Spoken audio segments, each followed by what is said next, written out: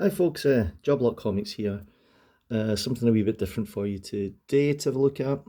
Uh, Obviously, there's a huge indie scene in comic books, and between independents and self-published comics and Kickstarter and things like that, there's a whole slew of great titles that are probably an alternative to Marvel and DC. But way back in the day, I was a huge fan of this book here. It's called Exit.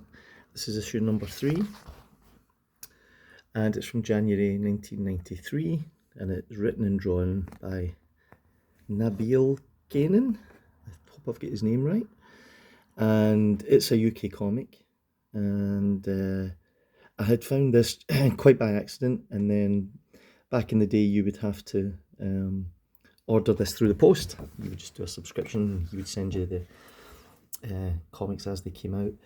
So the story here, the story so far is it follows Roger Booth, who leaves a small town, and nobody really knew what happened to him. He was trying to get to America to visit a girl, but something goes terribly wrong, and then a year and a half later he returns to the town and meets his encounters some of his old friends and the people that he used to know. But there was definitely something really, really sinister going on in the background. Nobody really knew what it was, and his friends were trying to find out what exactly happened to Roger. So this is the third issue, and this is a sort of flashback that tells you pretty much the backstory of what happened to Roger, who he get mixed up with, and what had went on. So this was self-published, like I said, by Nabil, and you would just write him a letter and say, could you send me the next issue, and send him a check or a postal order in the UK, and you could order original art from him.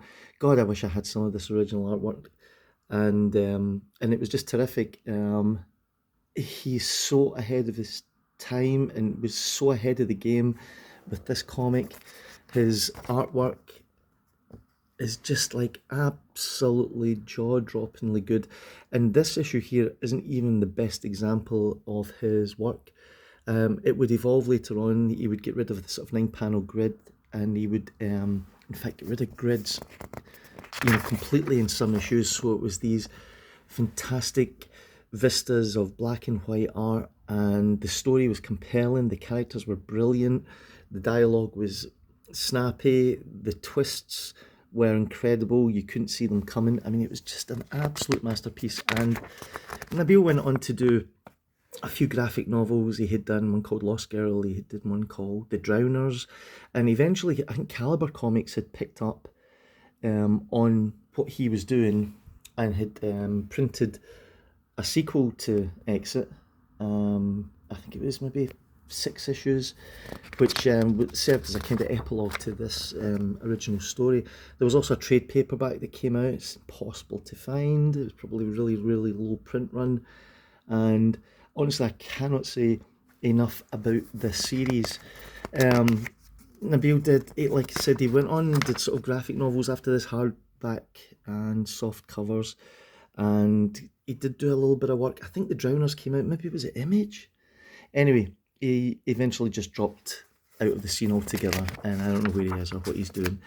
And I always come back to Exit, and I just feel, as far as independent comics go, I know you've got Love and Rockets and you've got Bone and you've got all this kind of stuff, but for me, Exit captured a tone and a style of the 90s that is just impossible to express how effective this was at the time when I was reading it. It caught me just at the right age, and it caught me at just the right time. I think it's an absolute masterpiece. It's underrated, it's overlooked, it's never talked about. If you go on eBay, you'll still be able to find some of these back issues. You can probably get them really, really, really cheap.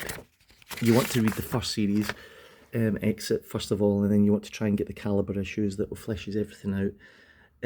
As far as I'm concerned, this should be right up there with the likes of Bone and Cerebus and all these sort of things, and it isn't, and it should be.